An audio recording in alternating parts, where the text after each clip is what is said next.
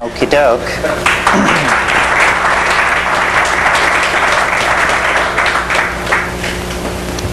So can everyone hear? Yes? Yes? Good.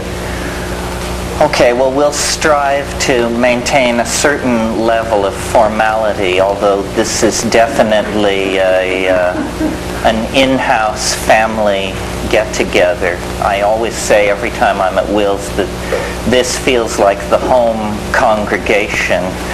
This is where we can let our hair down even when we speak from the pulpit.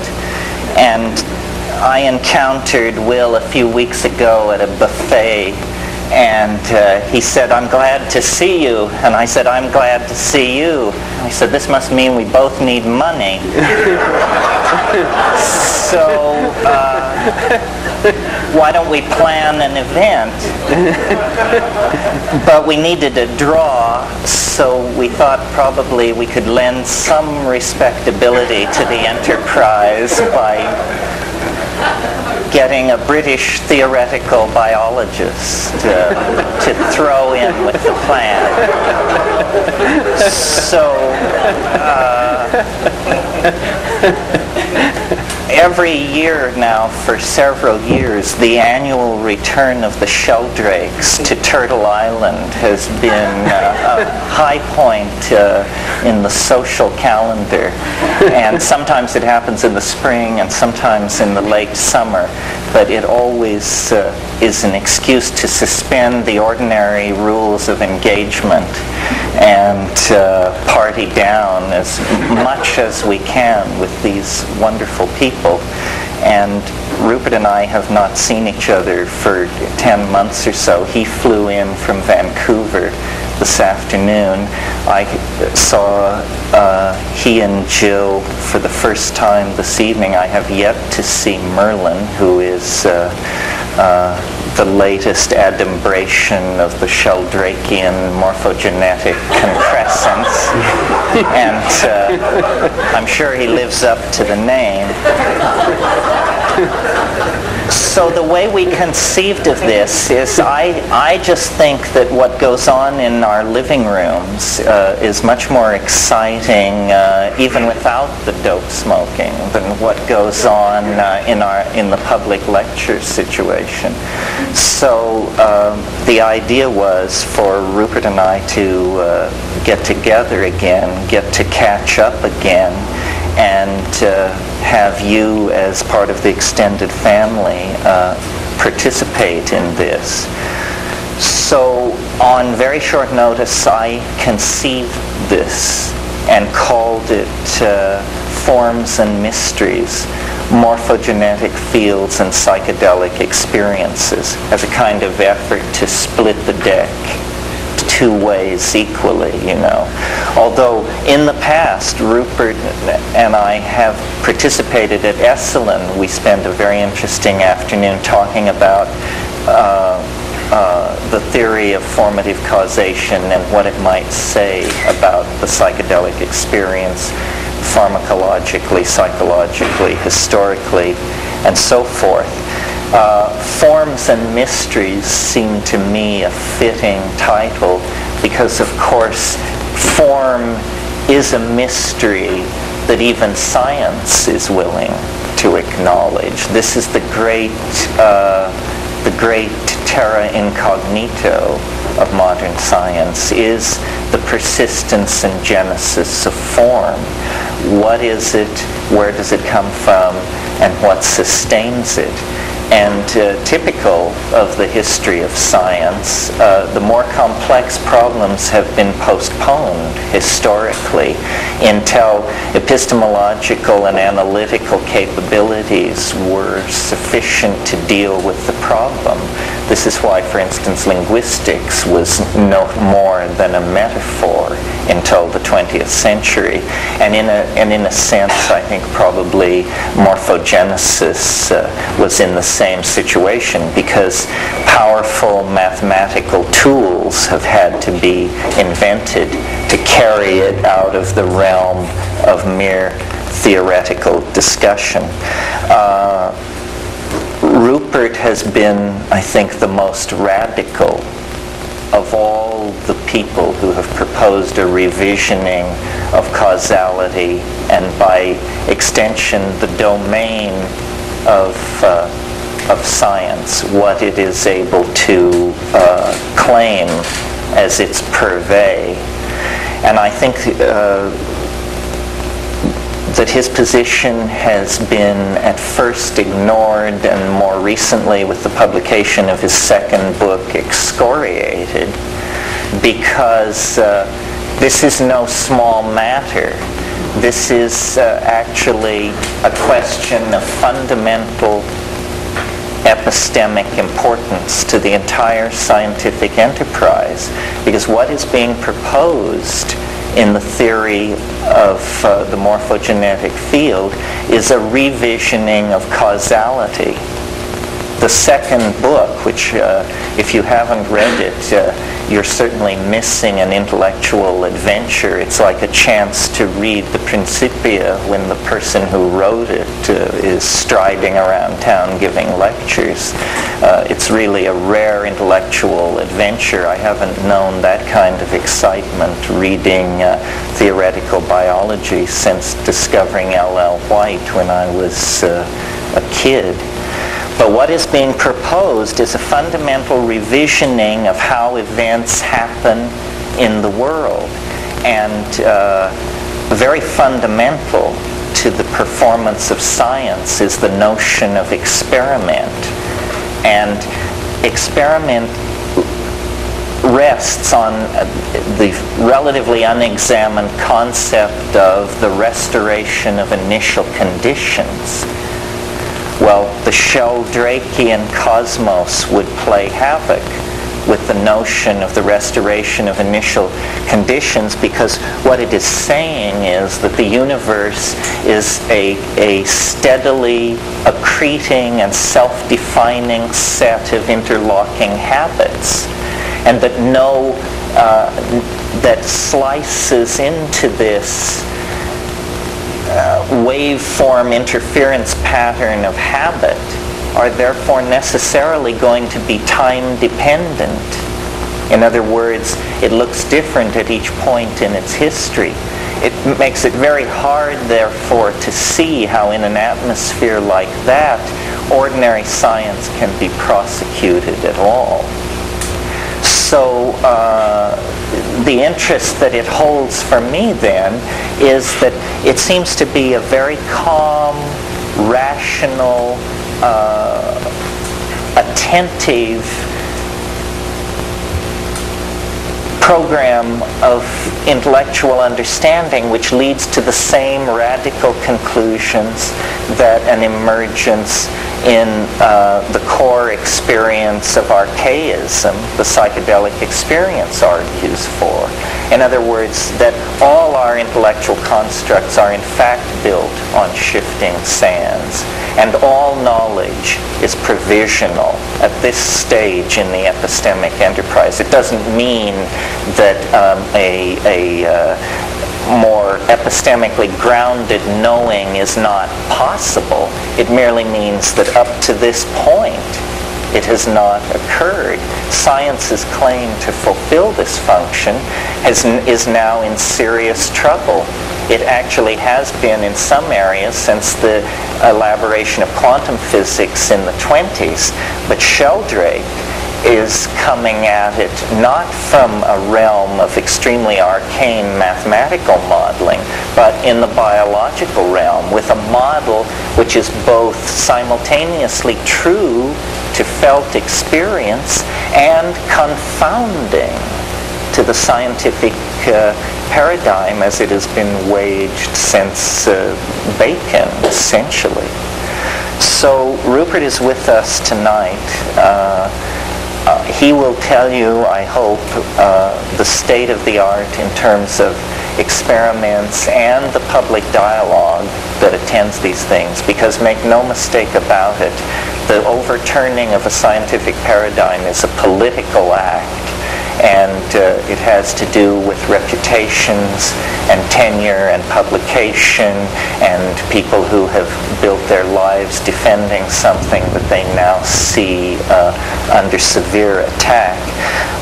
what I believe is happening, and that Rupert and my own fascination with the psychedelic experience and other phenomena in society all can be brought under the single umbrella of a resurgent vitalism, an awareness of the living vitality of form and organism and experience. And this is something that, in order to do its work, the Newtonian model had to expunge all that, had to call these things secondary qualities, epiphenomenal, derivative, this, that, and the other.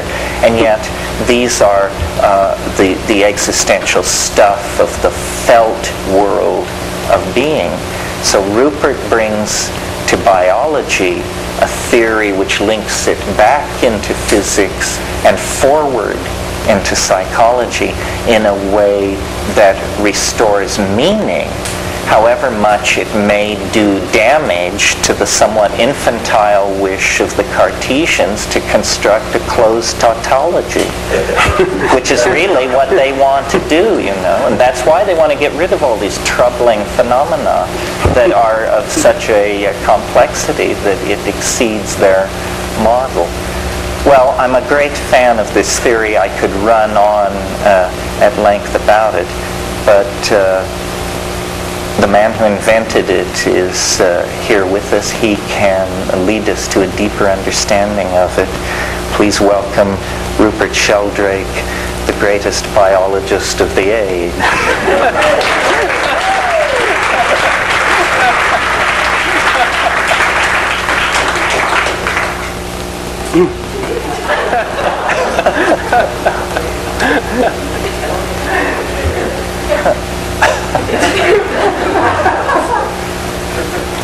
Well, it's you see, it's a paradoxical situation. It's a difficult act to follow, and yet I've somehow got to try after that build-up. I mean, it's. I think what Terence has, his explanation of how morphic resonance works is obviously eloquent and bardic, and I agree with it. And the point that he's put to us now is the thing about the experimental tests. This coming down very much to earth after this wonderful flight of Terence's imagination into those realms of the imagination that he leads us so easily. The tests so far have mostly been on human subjects, and those of you who've seen the new edition of A New Science of Life, which just came out 2 or 3 months ago in the United States, which was published about 3 years ago in Britain, that edition contains an appendix which brings you up to date on what had happened up until 1985. It contains a summary of the controversies and the discussions, including a reprint of the full Nature editorial attack, the book for burning article. And it also summarizes the experiments which were done in the realm of hidden images, puzzle pictures. I've talked about those before several times here and in San Francisco, so I'm not going to go into those, but those were, roughly speaking, experiments that involved showing hidden pictures containing a hidden image, a puzzle picture, on television to millions of people. And the test was to find out whether more people in other countries could recognize it, could spot the hidden image in these puzzle pictures before, if more could do it after it had been shown on TV in one country than before. So groups of subjects were tested in a variety of countries. The transmissions took place on British television, first on Thames Television, and then another experiment on the BBC involving about 8 million people in the audience. And the tests in other countries were done by volunteer experimenters. The tests involved 2 puzzle pictures. People in other countries were shown both of these for 30 seconds each. They had to guess or say what they saw in it. They were either right or wrong, easy to mark, and whether they got the hidden image or not. And the same two pictures were tested on different subjects after the TV transmission. One of them was a control, the other one that was shown on TV. Anyway, these experiments, which were then repeated in Germany, gave interesting but variable results. The first one showed a large increase, a significant increase at the 1% level of probability in the recognition of the transmitted picture compared with the control picture, which remained constant. Very gratifying result. And so the experiment was done again on BBC with its larger audience. The second experiment showed a strong positive effect in Western Europe. More people in Germany and other countries recognized the picture shown on TV in Britain and the control picture didn't change. But it showed no effect in North America. No. These results were very puzzling, and it's the kind of thing that, what do you make of that? I don't expect morphic resonance to work by a distance effect, which is the most obvious explanation. Could it be that somehow people in Europe, being in the same time zone, are more in phase with each other than those in the US, 6 to 9 hours shifted? If morphic resonance works as a resonance, then what phase people are in should be an important variable. So that's one possibility. And that's suggested by the results from South Africa, which is only 1 hour different from Britain, and at least as far away as New York and other places it was tested, which showed similar results to the European ones. It wasn't distance, it was time zone that seemed to be the variable. Anyway, this experiment was then done again in Germany. The pictures were new pictures, of course, in each experiment. And the pictures there were transmitted on a Sunday afternoon on a program there. And tests were done all around the world. Again, no effect in North America. A highly significant effect in Britain. But in Britain, although it was highly significant and the control was no different, and the sample tested was something like 20,000 people. This was a huge sample. It was probably the biggest experiment ever done in terms of the number of participants. The effect showed that the picture had become significantly harder to recognize in Britain after it had been seen by a lot of Germans on a Sunday afternoon.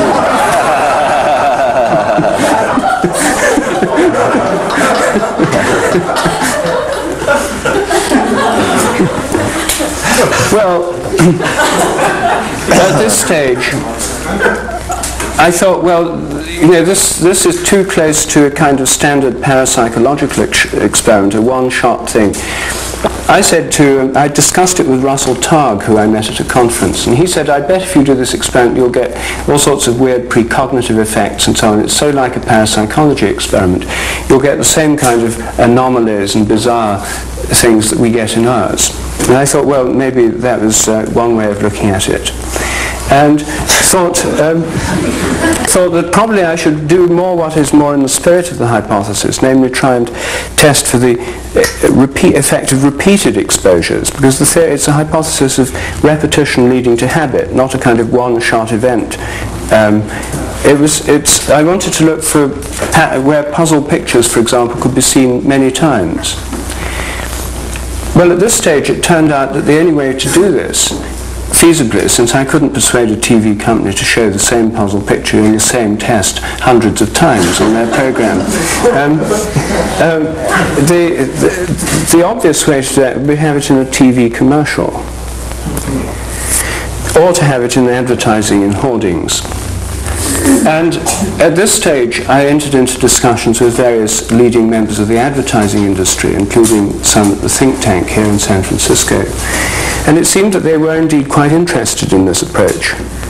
And at that stage, then they sent to me from their offices in Madison Avenue for some puzzle pictures and started doing some trial ones for a campaign. But at this stage, I began to get cold feet.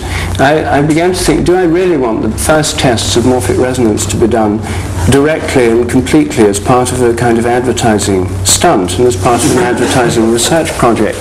And it's not, things should continue as they begin to some extent, and I thought it just wasn't a very auspicious beginning. And I didn't get too involved with that. I've sort of backed down on that one.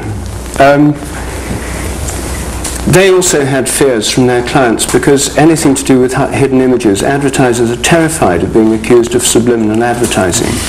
And so there's a kind of paranoia the minute hidden images come up. Anyway, so that experiment's on the back burner. Several other projects are in the pipeline. A friend of mine has invented a puzzle in England, a 9-piece geometrical puzzle, which is exceedingly hard to do. It took me hours and hours to solve it. It's got tens of thousands, millions of combinations, and there's 148 possible answers, but they're very hard to find. He's planning to market this in the near future, or in the more or less near future, and so we're setting up an experiment that would go with that if it is marketed. We'd monitor in other countries where it's marketed the rate at which people can solve it under standard conditions, and then measure at regular intervals in other countries before it's released there, to see whether millions of people or thousands or tens of thousands learning it in Britain affect these successes. It's like monitoring the ability of people to solve the Rubik cube if you'd got in right at the beginning. It's that kind of thing, only on a smaller scale. Anyway, that's one thing in the pipeline. The other thing is the 3 experiments which won the Terrytown Prize, which was awarded in June 1986 for tests of morphic resonance. All involved experiments on the ability of human beings to learn things that millions of people had learned before. Again, I won't go into these in detail because they're all written up in my new book, The Presence of the Past. Briefly, they involved the ability to learn or recognize words in languages unknown to the person in the written form. One involved Hebrew words written in Hebrew. The other involved Persian words written in Persian.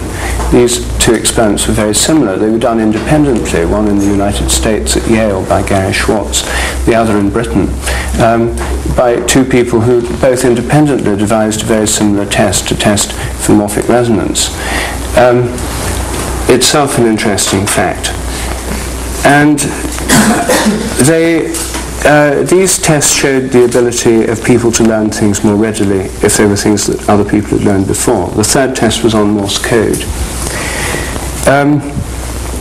The main experiments that have been going on, apart from other ones planned in the human psychology realm, the ones that are actually going on right now are in the realms of chemistry and in fruit fly development. The experiment that's going on in Warwick University at this moment concerns protein folding.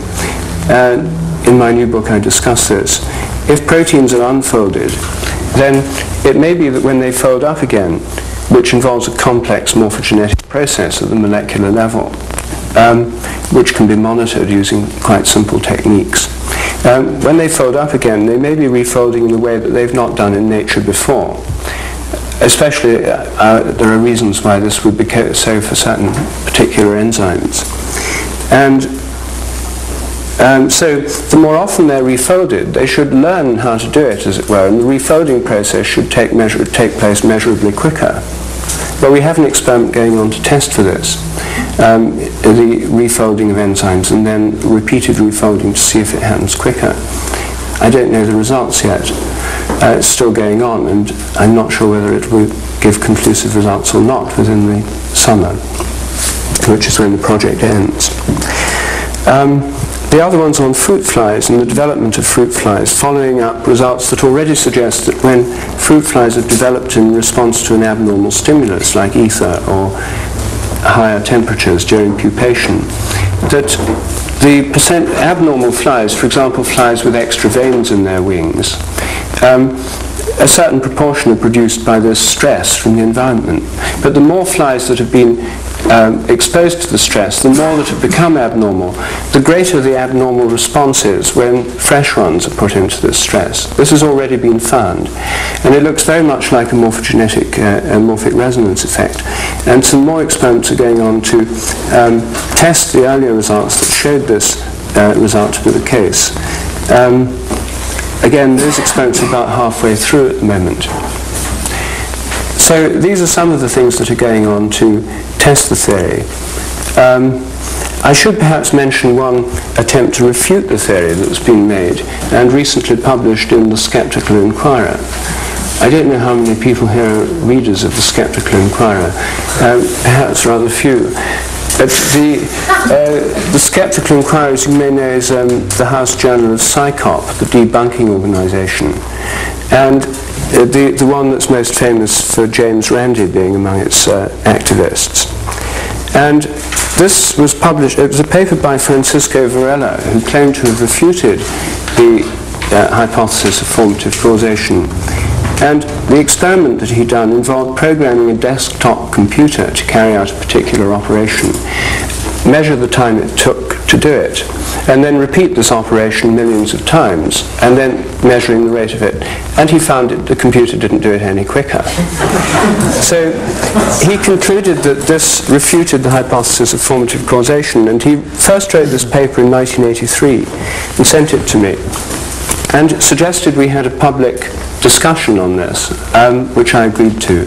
So we had 2 or 3 exchanges, and the idea was to publish the papers together. I argued in my first exchange that it didn't test the theory because the theory only applies to indeterminate quantum systems which contain enough indeterminacy for these probabilistic fields to get a grip on it, whereas computers are completely determinate in their functioning. There's nothing that the fields could do. Secondly, that computers are not self-organizing systems in the same sense that morphogenetic systems in cells, crystals, molecules, and atoms are. Rather, the program that's going on is not something that's created itself, but rather something which Varela had thought up and put inside the machine. There was nothing self-organizing about that. And therefore, this wasn't a test of the theory. Anyway, Varela didn't agree and said that I couldn't maintain that living organisms were not machines like computers because both organisms and machines were machines, and that there was no difference between computers and living organisms because they were all machines. So we got into this kind of argument, and I said I thought that was rubbish and that it wasn't like that at all, and so on. Anyway, what happened then was that a physicist, the late Professor Michael Ovenden of the University of British Columbia, who was one of the judges of the Tarrytown competition, read Varela's paper, which was entered for the competition, and all 4 judges rejected as being a valid test of the theory. He pointed out to me that it didn't test the theory because the way computers work is that every microsecond or so there's a pulse, and the instructions are carried out pulse-wise. So a program with 30 steps in would take 30 microseconds because each step is pulsed by this internal clock. Well, roughly speaking, that seems to be what's going on in the computer. Varela's program of 30 steps took 30 microseconds for his computer to do. It's a computer that has a microsecond clock. And after millions of repetitions, it still took 30 microseconds. Well, all this shows is that the clock that pulses the things in the computer was pulsing the instructions at exactly the rate that the computer has to pulse them at, namely 1 microsecond. And so it took 30 microseconds to run through these instructions. Even if the silicon chips had responded quicker to the pulses, then it wouldn't have shown up in this experiment because they would still have had to happen every microsecond. Anyway, this error in the basis of the experiment was pointed out to him. Anyway, he published the original paper, and I've now written a reply in the Skeptical Inquirer pointing out these issues. But when I sent this into the editor of the Skeptical Inquirer, he wrote back to me saying that my reply probably wouldn't come out till the winter number, since the letters section of the fall number was already full of letters from other people pointing out the same error.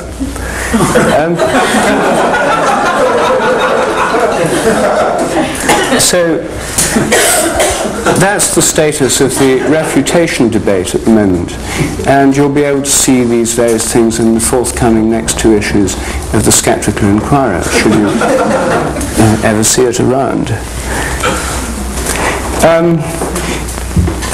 There are quite a number of projects being planned in the realms of chemistry and developmental biology and experimental psychology. Some funding has become available for morphic resonance research, which is why these projects are going on right now,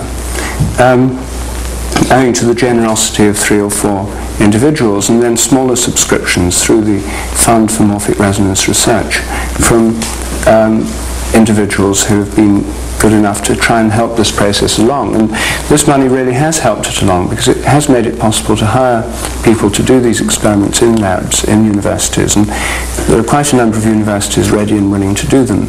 And the only limiting factor at the moment is money to hire the people to do them. We're hiring students in the summer vacation to do these projects, because that way we can get a 3 to 4 month project done for $1,500. Yes?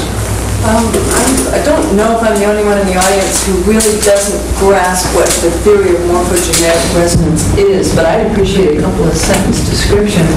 Yes, quite right. Well, I should have said that at the beginning. All right. Both of those. Thanks. The theory, sorry about that, I was assuming that most people did know, and I should have realized that not everybody would, and maybe most don't. Something intrigues me about it, but I don't grasp it. Well, it's hard to grasp in its detailed forms, but that's what our dialogue was going to be about, and some of these things. But basically what it's saying is that the so-called laws of nature are like habits, that things happen the way they do because they've happened that way before. The way crystals crystallize depends on the way the same compound has crystallized in the past. The way rats learn a new trick depends on whether other rats have learned it before. If rats in another place have already learned it, then it'll be easier to learn somewhere else for subsequent rats by the process called morphic resonance.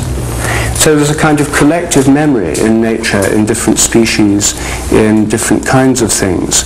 And this collective memory is transferred from the past to the present by the process I call morphic resonance.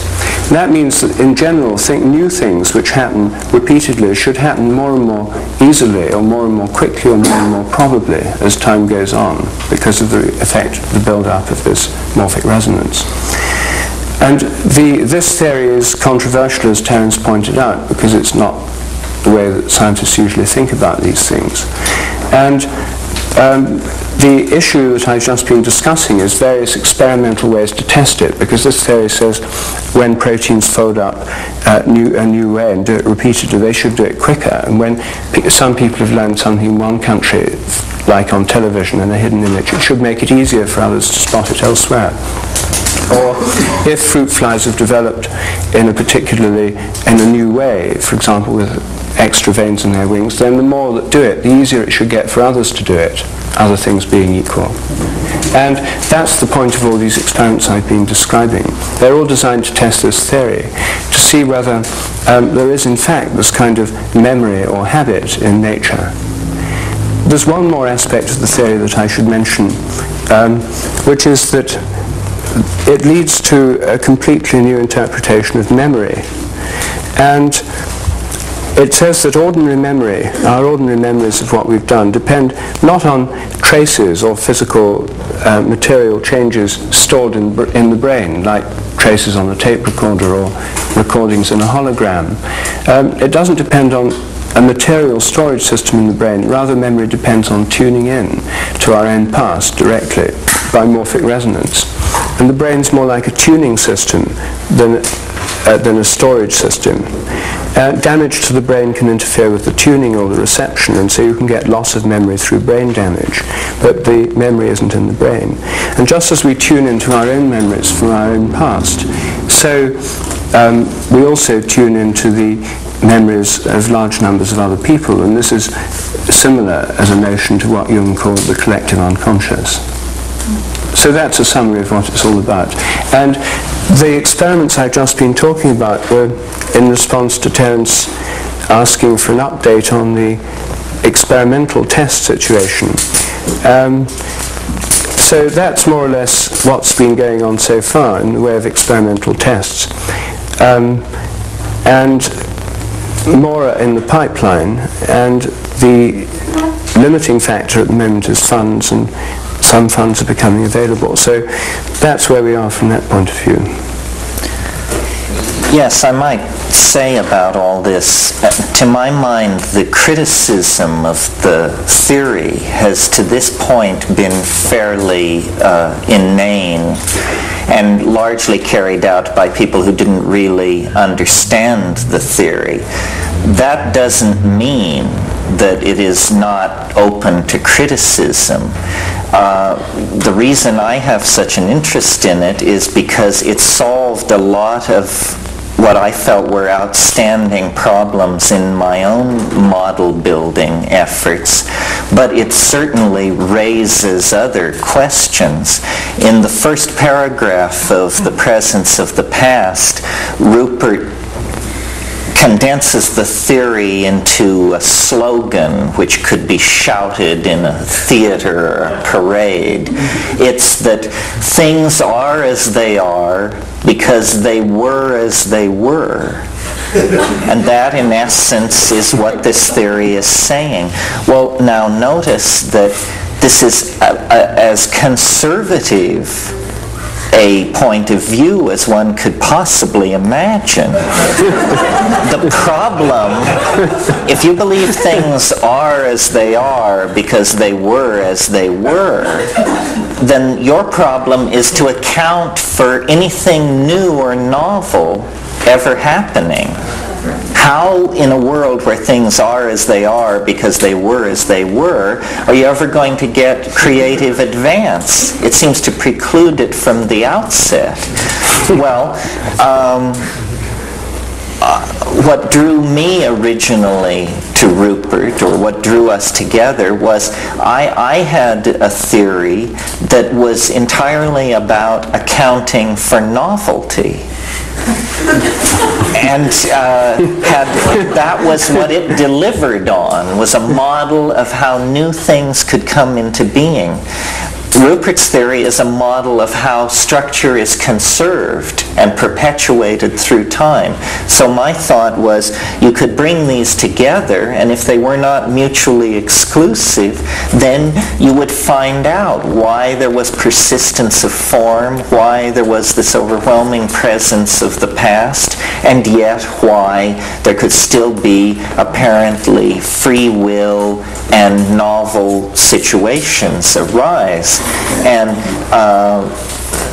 you really participate, when you participate in this idea, in an intellectual adventure upon which the curtain has only risen. No one can stride to a blackboard this afternoon, this evening, and write the equations of the morphogenetic field. We are a long, long way from that. This is basically at the level of parlor room discussion. But if the morphogenetic field is written, then if the equations are written, then it will flower into who knows what, in the same way that when the electromagnetic equations were finally written by Clerk Maxwell, suddenly radio, television, all of these things became a possibility. I think that accounting for form is the great unsolved problem that science has put off for about 500 years. Accounting for novelty is a somewhat newer problem that is not even addressed by science until you get to the theory of evolution in the 1850s, and then only addressed in the biological realm. The theory that I originally elaborated had novelty as the downsloping part of a fractal wave, and the upmoving part of that wave I called entropy or disconnectedness, or I can't even remember. And it was Rupert who said, you should call it habit. And you should see then that the world is an ebb and flow of habit versus novelty, of temporal situations of varying durations in which the presence of the past is so overwhelming that that basically the past is replayed in that space-time domain. And yet there are other space-time domains where the way in which causality and formative causation come together creates novel connection. And these novel connections come into being with their own morphogenetic field, with their own ability to be a past present in a future yet to be realized. So though I think that the attacks that have been mounted so far have been trivial, the real challenge for the morphogenetic field is to formalize itself, to aim toward mathematical expression, and to construct itself in such a way that the self-evidence of novelty is not sacrificed in the way that the Newtonian model had to sacrifice the self-evidence of primary experience, of felt experience. So you haven't, and I haven't talked about this much, but I would love to hear you talk about the conservation of novelty in a universe ruled by formative causation, and how you see that, and perhaps the way in which it plays into the psychedelic issue is that we can take the word habit very generally and realize that one of the curious things about ourselves as higher animals is our susceptibility to habituations. I define habituation as unexamined obsessive behavior. Seems reasonable. And we are, more than any other creature, we seem to fall into behavioral loops of television watching, snack consuming, fascist voting patterns, tasteless tonsorial tendencies, and so forth. What precisely, if you see, my notion, again to try and unite the psychedelic thing with what Rupert is doing, my notion of a new model of the psychedelic experience is to call these things morphogenetic field amplifiers, and to say, this is why in the presence of a psychedelic experience one can hold an object in their hand and visualize its past states. This is how shamans determine who stole the hen, or where the sacred, or who's sleeping with who. Actually, the morphogenetic field, if sufficiently amplified to sufficient clarity, is nothing more or less than a record of the past history of whatever is being examined. So that suddenly, instead of being focused in a kind of atomized present with a receding past and an anticipated future, we lose our particulate nature as the individual, as meat object, and we enter into ourselves defined as a morphogenetic field, as a body of wave mechanically maintained information about past and future states of time. And you may be sure that these theories, like the theory of formative causation, like the theory of relativity, like the theory of Newtonian mechanics, eventually filter down into the realm of everyday experience and common models of ordinary consciousness. And if the morphogenetic field theory or idea was to become empowered as the model for millions of people, then the past and the future would change in their connotation to our existential dilemma. It is, I think, probably the ultimate legacy of the transition from a particulate to a wave mechanical point of view. It binds us to the past at the same time that it exorcises the terror of the future, and it really empowers the notion of Tao. So it is not far removed from the realm of our immediate experience. But how can we preserve the self-evident fact of novelty and still get all the good stuff out of formative causation? Well, I think there's a simple answer in a way, which is that the entire evolutionary cosmology of which formative causation is part, I mean, it makes sense because if we live in an evolutionary universe, then it makes sense for the regulative principles of all things to evolve rather than be fixed as eternal laws. And the standard view, of course, is that the regularities of nature are all governed by unchanging laws of nature, which were totally eternal and all there before the Big Bang. Well, that's the standard cosmology. But if one moves into the Big Bang cosmology, which is what I'm trying to do with this idea of an evolutionary universe, and habits, the laws of nature as habits, is to say that everything evolves, even the regularities of nature, then the very basis of the Big Bang cosmology is the driving force of evolution, which is one of expansion. The Big Bang is the initiation of an ongoing expansion of the universe. And the entire cosmology we have tells us that the universe is expanding, the redshift of the galaxies and so on. The whole of modern cosmology is based on the underlying expansion of the universe. And it's this expansion which, first of all, allowed the Big Bang to cool down enough so that particles, nuclear particles, could form, and it then cooled enough for atoms to form, and then enough for molecules to form.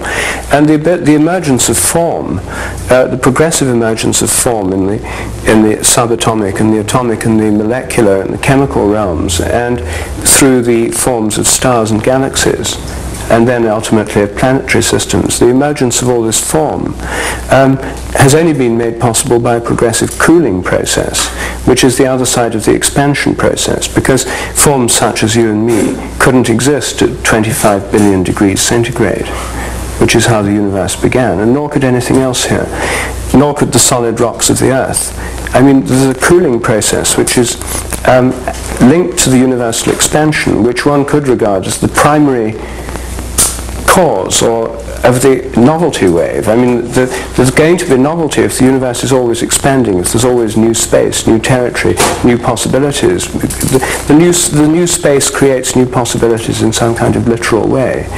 And the creation of new space and new possibilities, which is happening both at the physical and the metaphorical and at the imaginal levels, if we have a view of evolution where everything's evolving, the mind, matter, spirit, it's all part of one process. It's a great evolutionary process. Then the creation of new space, new possibilities, and new expansion means there's an ongoing novelty going to be there as an inbuilt feature of any universe of this general kind, an expanding universe, like in our Big Bang cosmology.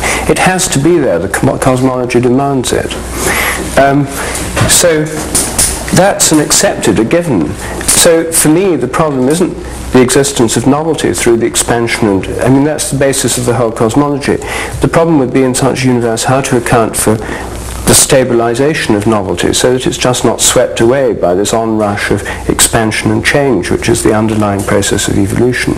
So I would see morphic resonance as providing a way in which the novelty of things, when new forms come into being, that persistences, habits can build up, because otherwise pure novelty without any persistence would be chaos. I mean, chaos is precisely that where no regularity emerges. Utterly unpredictable. And pure novelty, novelty alone, the novelty wave alone without stabilization would be chaos, endless chaos, an expanding chaos, but nothing more. And so I think that the two ideas are completely complementary. But the thing that's just occurred to me as you were talking is that if the novelty wave applies to novelty in general, as I think is its claim, not just in the human mind, not just in cockroaches and ecosystems, even in this planet, but to the whole universe. Yes? Yes.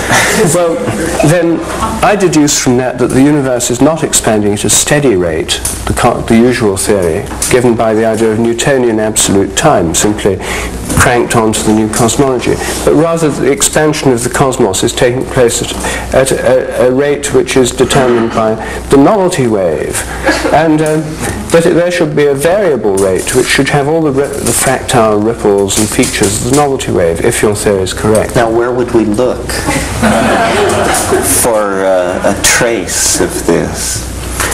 I don't know, but I mean the trace, what gives the measure of the universal expansion is the cosmic microwave background radiation. That's right, and there's argument about whether it's uniform or inhomogeneous. That's right, but the reason why it's of such very long wavelength is because it's relic light, it's fossil light from the Big Bang, and since the universe has been expanding ever since the Big Bang, light which remains light from that first moment, which has never yet been intercepted by matter. Because when light's intercepted by matter, it stops being light, it's absorbed, unless it's reflected. But this light is light from the original. But since the universe was X hypothesized very, very small to start with, the light was very high energy, the wavelength was very, very, very, very short. But as the universe expands, the same light, you see, gets sort of stretched out, and the wavelength goes longer and longer and longer. And this 3.5K is the result of this stretching process. Its light cooled down to that wavelength corresponding to 3.5 degrees above absolute zero. But nevertheless, it should show irregularities in its wavelength. Irregularities in the change of its wavelength which reflect the novelty wave. Well, it is true that both at its beginning and its end, the novelty wave undergoes at its beginning a series of balloon-like expansions, which is what these new cosmologies are calling for. Instead of a smooth Big Bang, they're calling for tremendous expansions very shortly after the beginning of the universe in a series of successive stages. So in that sense, you may be right. We were talking before we came on stage tonight, and I was saying that to my mind, in the 10 months since I've seen Rupert but have read The Presence of the Past, I've come to wonder about conceiving of what we're trying to talk about as a field exactly. That what it is its theory of formative causation. The morphogenetic field is just an image of trying to understand how this preformative causation could work. And one thought that has occurred to me about it is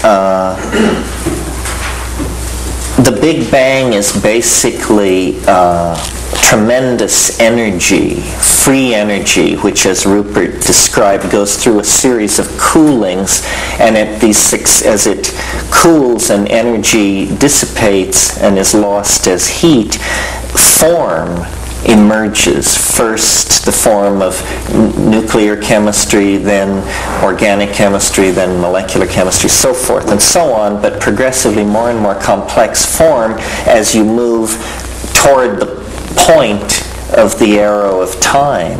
Well, rather than visualizing this as a field in which previous states, the presence of the past, where previous states are impacting on successive states, another way you could think of it is energy enters a universe at which in which, at a very great distance ahead of time's arrow, there is a plenum of form, a kind of form of forms, if you want.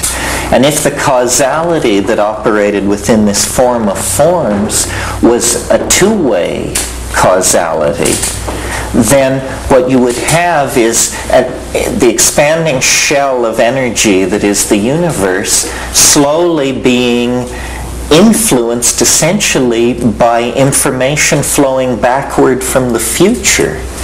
And so it isn't so much the presence of the past that puts the stamp of form onto things, but that form is an intimation of a future state that is a kind of maximizing of form into a kind of metaphysical hypostatization beyond our ability to conceive.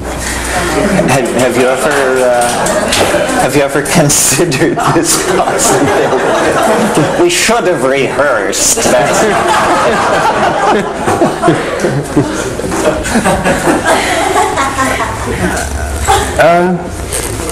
Well, I think so. I mean, if I take your description, you see, to be very like, I don't know if you like this or not, the similarity, but like the omega point of Teilhard de Chardin, which he sees as the goal or attractor of the entire universe. And if there is to be a model of morphogenetic fields, to come back to one of your earlier points, it has to be in terms of dynamics of some kind. And the interesting thing about modern dynamics is that it's based on the idea of attractors. Systems are attracted towards states which from their point of view lie in the future. So these morphic attractors, which are the basis of the kind of dynamical models, including in chaotic dynamics, that are emerging now.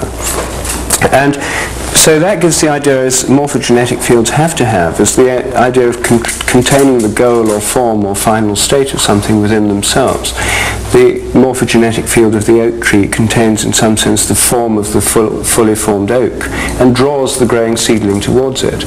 This is like the Aristotelian system of final causes. And so the entire nature of morphic fields is to have attractors. This is and the only way to model them mathematically that we have something that hints towards it at the moment is in terms of dynamics, including chaotic dynamics. The idea of non-stable endpoints or dynamic endpoints. And if one has a model of the universe based on those, and if one has also, as one does in this kind of organismic, holistic universe, the idea that the microcosm mirrors the macrocosm, that the part, in some sense, mirrors the whole. So each system is in some way related to the whole. Then the morphic field of the entire universe must have a kind of cosmic attractor from that point of view, which is drawing the universe towards something. So that instead of, this would then, you see, lead to the view that even the flux of energy has another side to it, because we normally think of the Big Bang pushing matter out from behind, everything being pushed from the past. And the Big Bang is certainly, that model is an explosion. It's the original impetus of the explosion, which is pushing the galaxies and the whole universe apart. But the idea of an attractor is that it's not being pushed, it's being pulled. And so the energetic causation as we know it is based on a pushing principle, and formative causation is based on a pulling principle towards a kind of goal or form or an attractor. So placing it in the future is not that inappropriate. Well, you see, if one has the idea that the universe as a whole has a morphic field, which has a morphic attractor for the evolution of the entire universe, then what could that attractor be? And we don't know what it is. It might be a kind of ever receding attractor, so the universe would just go on expanding forever and forever and forever, with an endless creation of new forms with no end. That's one possible kind of attractor. That's one possible view.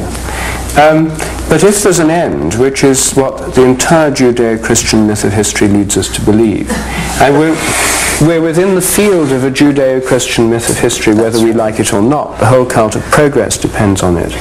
And the idea that there's some kind of end or goal of history is deeply rooted in our entire culture. It comes out in some forms Star Wars and these kinds of visions of the future, of the ultimate nuclear war, and mostly images drawn from the Book of Revelation. These are things that happen at the end of ordinary history before the coming of the millennium. Plagues, famines, seas and rivers turning red to blood, fire from heaven, and finally the great war in heaven.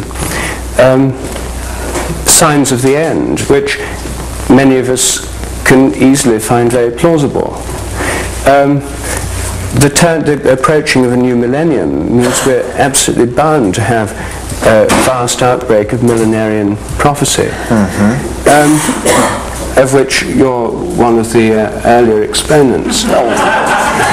Thank you very much. But I mean, this is you're ahead of your time, but since the millennium's only 12 years away, you can't possibly be more than 12 years ahead of it, because the crescendo of prophets is going to grow, obviously, as we approach January the 1st, 2000. And harmonic convergence was only the beginning of a dress rehearsal for what's going to be a mammoth revisioning. And this sense of culminations in time and of goals and ends is something very hard to escape from in our civilization. The idea of it just going on and on and on and on and on forever isn't very attractive. The Teilhard de Chardin view of an omega point is the idea of there being an end or goal to history.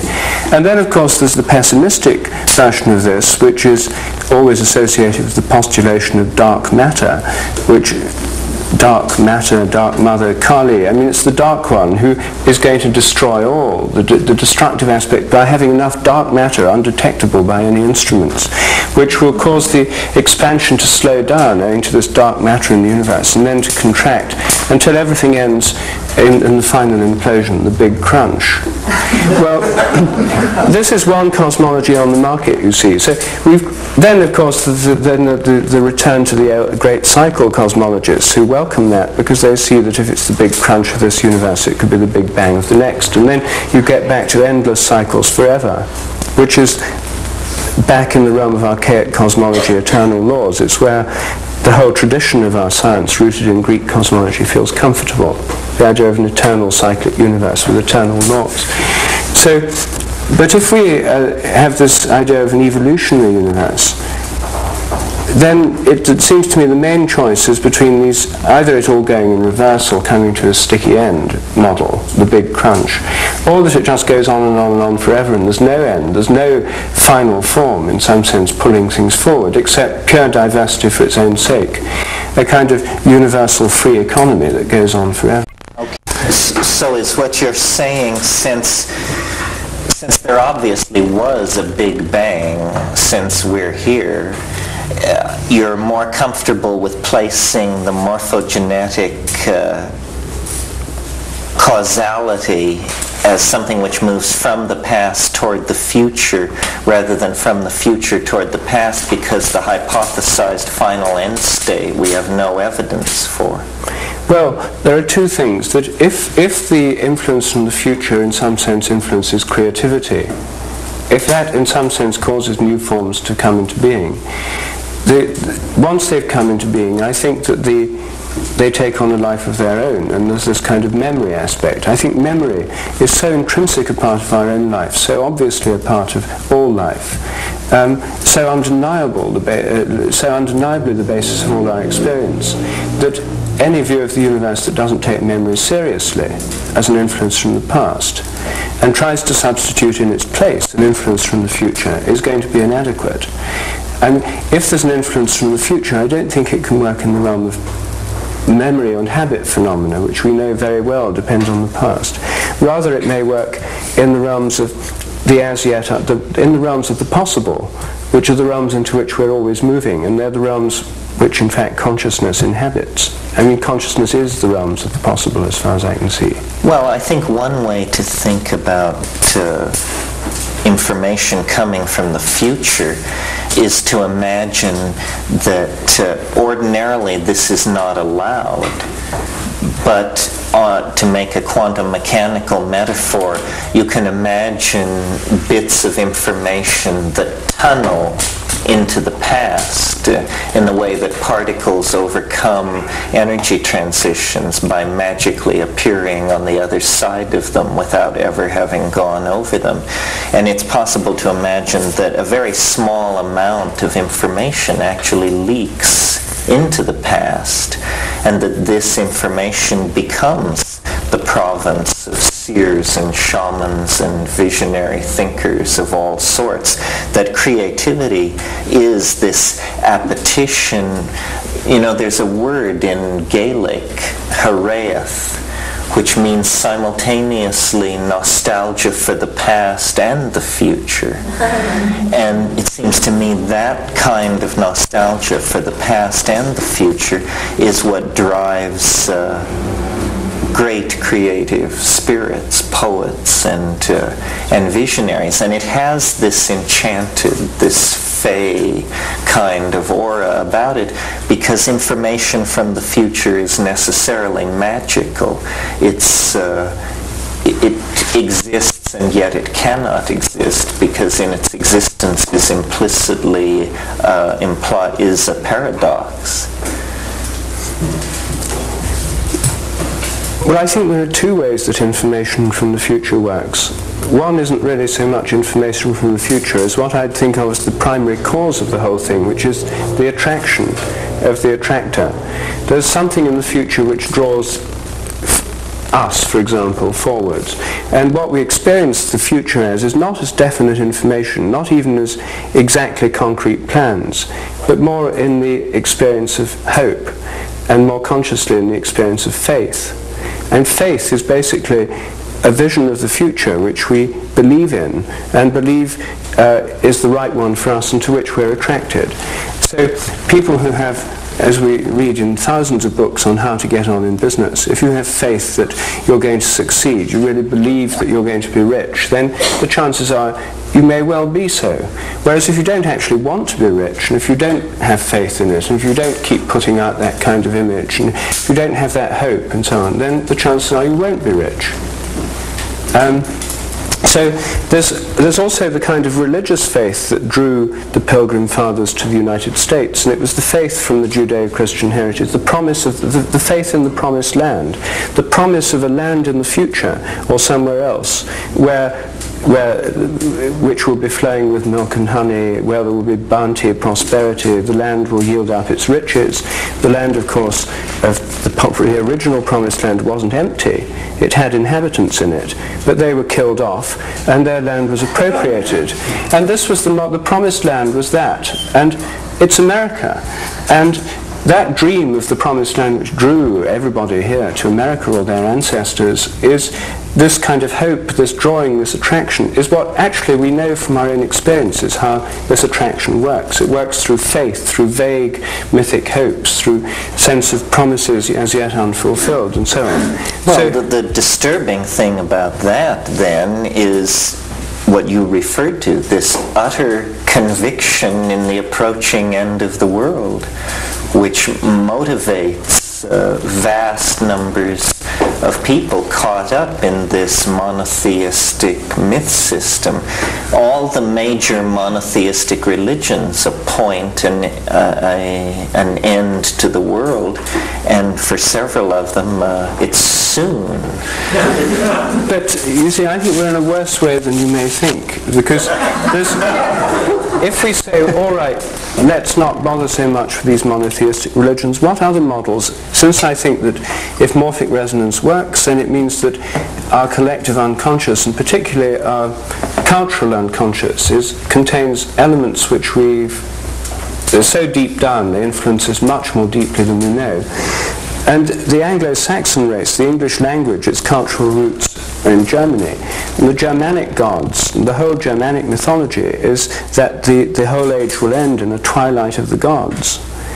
And one of the problems that Hitler had in reviving the German gods is that entire theology of those gods, the entire pagan system of the Germanic gods, is one that comes to an appalling end in the twilight of the gods. Even the gods die out in this twilight of the world, when there's a destruction of all things, Ragnarok. So even if we look to pagan mythic sources, as well as the Judaic ones, and even if we look to the Hindu mythic sources, you know, the idea of the Kali Yuga at the end of every age, where there's this densification of time, and finally the entire universe is dissolved. And then at Brahma, it's the inhaling of the breath of Brahma, and then a new universe is created or breathed out. It seems to me that a great many of these have this view that would lock into the idea of an end to time. Yes, well, or an end to history. Or an end to history. It's occurred to me recently in thinking about this, my own model of time comes to an abrupt end. For all of its prophecies to work, there has to be an end date assigned, and it only works when the end date is assigned very close to the end of the Mayan calendar, which is 24 years in the future. So I've spent a great deal of time trying to imagine how the world could end in 24 years. How is such a thing possible without just, God Almighty descending in a chariot of flame? But how could it happen without that? Could there be a plausible scenario created that would have our world utterly end in 24 years in a happy way? And it occurs to me that the way in which this is to be accomplished is staring us in the face. It is simply this, that shortly after the first few years of the next century, a technology will begin to be developed, the purpose of which will be to transmit a message forward into time. And unbeknownst to the technocrats who will create this massive governmental project to communicate with the future will be certain paradoxes which are built into the effort to do this. One of the things that will be discovered is if you invent a time communicator that can send a message into time, into the future, then anyone in the future can send a message back to you, but no message can go further back into the past than the moment of the invention of the first time machine. Do you follow? So suddenly in human history, an absolute membrane for information is established. Before time communicator, all causality moves from the past to the future. After time communicator, causality moves both directions. And consequently, more advanced states thousands, millions, hundreds of millions of years in the future will diffuse through the entire temporal medium like heat through a gas. And at that point, what you will suddenly find is the moment the switch is thrown on the first time communicator, the future end state of evolution on this planet will appear 1 microsecond later, because the entirety of the future will be forced to happen all at once. I'm not sure you're with me. What? That's pretty good. Keep going. So basically it's simply a technological innovation which would be like a whistle for calling Almighty God into the historical process. The first person to invent a device which communicates with the future will discover that all of the future is suddenly communicating with them. And this will be experienced as a very radical sort of transition in the way we maintain our homes and businesses.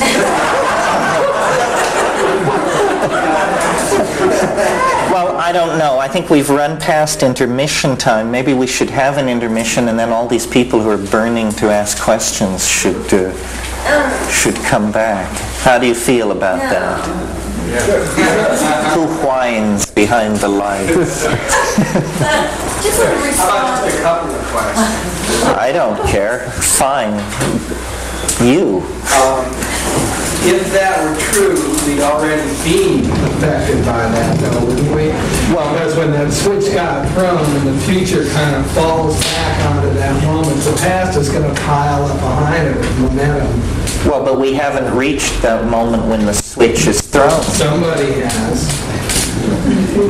But the future cannot go any further into the past than that moment. Absolutely, but the past is still going to pile up upon that point because the past is in the causative mode, right? First one thing, then another, and another. Well, don't you think that's what's making the world so crazy? It may well. It's that we are running smack into another dimension. And that's what's creating the shock wave of cultural effects that we call the 20th century, but which, once we get through all this, it will be known as the bow shock of transition into the millennial eschaton or whatever it was. I've been storing up questions on that, but the most recent one is about the nature of time and whether in fact it is linear and, I had a talk with a couple of people, Mark Miller and Roger Gregory, who run Project Xanadu for Universal, the World Library, and they clued me into one of these great cosmic secrets. They told me about a month ago that time is in fact asymptotic, and that we are approaching the asymptote, and at that moment, this point is known as the naked singularity. And he said, we're entering this asymptotic curve now, and this is when the quote-unquote the weirdness is about to begin. It's where synchronicity begins piling up on synchronicity. And I wonder if this fits in with your theories. Well, I think that this asymptotic thing that you're talking about, how you perceive it depends on where you stand in time. There is a certain point of view where only a few moments after the Big Bang, the asymptotic weirdness began to set in. It was interesting, a few weeks ago I was visited in Hawaii by none other than Carl Sagan. And he had a number of things on his mind, but one of the things that he was at great pains to point out to me was I said something about this asymptotic approach to the end of history. And he said, well, my dear boy, you just have it all wrong. The speed of information transfer reached the speed of light with the invention of radio. It's been absolutely flat ever since. The largest thermonuclear blast ever detonated was in 1958. There hasn't been a bigger one for 30 years. The fastest human object ever built was launched in 1967. There hasn't been a faster one since. So this nonsense about ever increasing this, that, and the other just doesn't hold water. We're dealing with the cybernetic. Well, what is increasing asymptotically is density of connectedness. And obviously, at a certain point, you reach maximum density of connectedness in the present.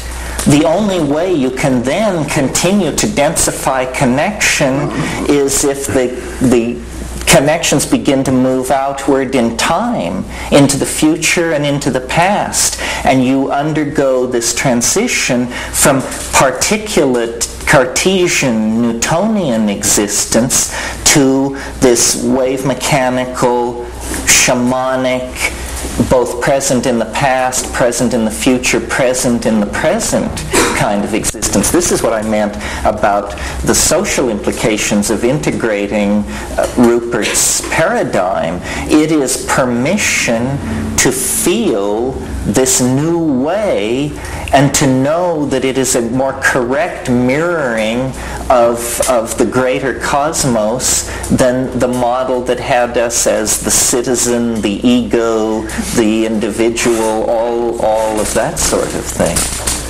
Well, we'd be on the threshold of major changes in our information universe, based on, hypertext and so forth, which would allow us to go quantum, that would be the next. Well, see, I think it's something much more profound than that. Let's take my example about the time communicator for a moment, and let's tell a little science fiction story to make it more understandable what I'm talking about. Let's pretend it's not a time communicator, it's a real time machine. And we're going to send somebody into the far-flung reaches of the future. And we've never done this before. And so we load them into the jeweled device that we've built in our laboratory, and we pass out the champagne, and we have a brief countdown. And then we throw the switch, and our lab chief sails off into the future. Well, now what do the rest of us sitting there see? What happens at that moment? Well, at first I thought what would happen is suddenly all over the world time travelers would begin arriving from the far-flung reaches of the future, having come to witness the first voyage into time. Obviously a great thing to see if you're a time traveler. It's like if you had a Cessna airplane that you could fly to Kitty Hawk in 1906, wouldn't you fly there and see? But it kept nagging at my mind that there was some paradox in this, or something was wrong with this idea. And then I said, aha, I see. What it is that it's the kill your own grandfather problem. If time travelers could travel backward into the past, even as far as only the invention of the first time machine, one of them might conceive, one from many centuries in the future, might travel back and kill their grandfather and initiate that good old paradox of how could you kill your grandfather? Because you killed your grandfather, you didn't exist, so how could you exist to kill your grandfather? That sort of thing. But then I realized, no, in the same way that the most advanced cultures on the sphere of the planet dominate and overwhelm less advanced cultures, the most advanced future states would dominate and overwhelm the entire temporal continuum clear back to the moment of the invention of the first time machine. So what you would really see when you threw the switch on the first time machine would be the simultaneous arrival of the ultimate state of human evolution, whatever that is, something beyond our conceiving. So it's in very practical terms, it would fulfill this apocalyptic dream of monotheism. It's conceivable that if we could invent a device which would transmit information or objects forward into time, that the moment that device were invented, we could call upon the resources of all future human history to bail us out of this mess that we're in. It may be the only way to save the planet. An immediate time war's commitment to spare no effort to send information forward into the future looking for help. I'm not serious, of course, but I am peculiar. On that note, why don't we take an intermission and then come back? Oh, I don't know, 10 minutes, something.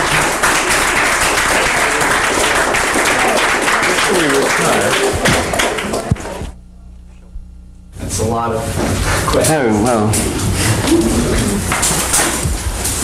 I'll take one bit first. I mean, there's a lot of separate questions. The punctuated evolution thing, the idea that evolution moves by fits and starts, which was denied by neo-Darwinists and by Darwin himself in favor of the idea of a slow, gradual, steady progression, moving at a more or less uniform rate.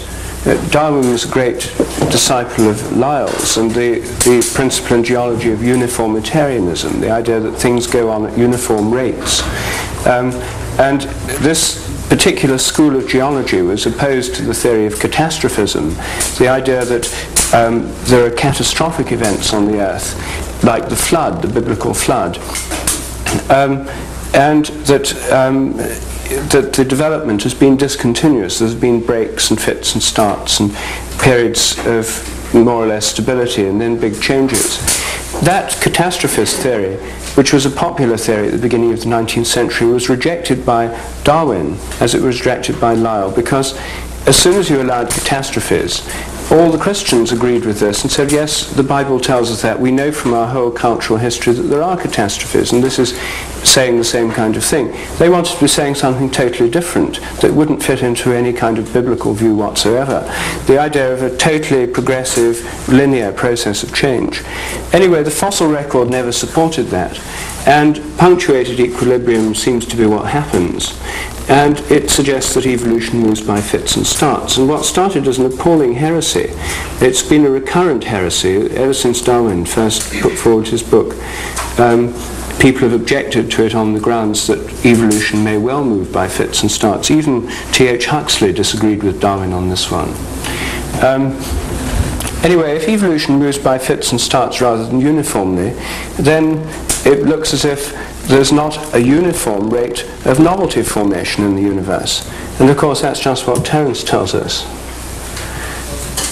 That's right. One way of thinking about the novelty wave on the largest level is that it is a picture of the ebb and flow of mutation in the history of life on the planet. In other words, the idea that mutation is random is based on the untested and cheerful assumption that radiation is arriving at the rate is arriving on the Earth at an even rate. But there's no reason why it should be. If the rate of radiation arriving on the Earth were fluctuating for any reason, you would expect to see a concomitant fluctuation in the fossil record. And there are many other reasons. The catastrophism, the idea that there have been extremely violent episodes in the Earth's history, huge volcanic outgassings, cometary and asteroidal impacts, and this sort of thing, is now pretty widely accepted. And in fact, the extinction of the dinosaurs is put down to an asteroidal impact. But go on, it would be interesting to hear you deal with the salts that tire. Yes, I'm fascinated by these salts that get tired. I don't know, I mean, I'd be interested to get from you later a reference to the literature so I can look it up, because that sounds really interesting. Eutectic salts going backwards and forwards and getting tired. I mean, the only thing that I'd think offhand in response to that is that I've been thinking quite a lot recently about exactly that kind of phenomenon, melting points, and asking the question of myself and of chemists that whether compounds that are fairly newly synthesized, when they're crystallized, have a particular melting point, and that as time goes on the melting point might change, because the habit which holds the crystal in its form might become stronger, and it might be more resistant to thermal disruption, so the melting point might go up. It turns out that in the chemical literature, far from being fixed, melting points fluctuate. But in the published literature, I've found differences of up to 12 degrees over 20 years. And there do seem to be extraordinary fluctuations, and most organic chemists agree that the strange changes occur, that they don't seem half as constant as they're cracked up to be. Maybe we can keep the ice caps in place then. Well, that might be changing the melting point.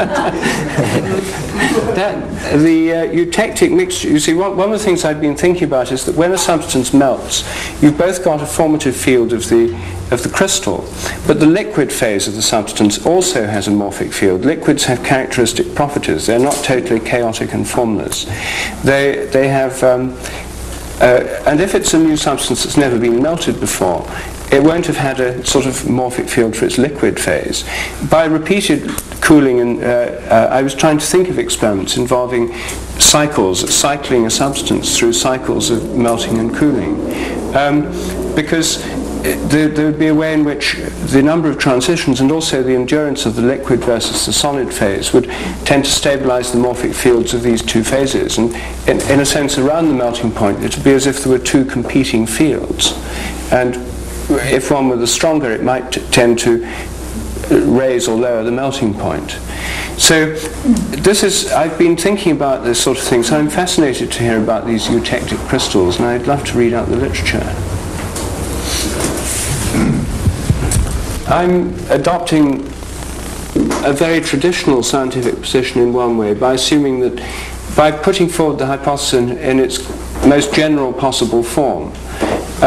If I said it sometimes works and it sometimes doesn't, then it would be very difficult to test because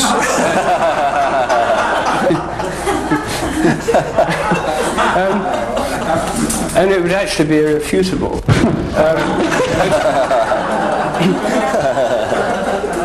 That's a vice and not a virtue in a scientific theory.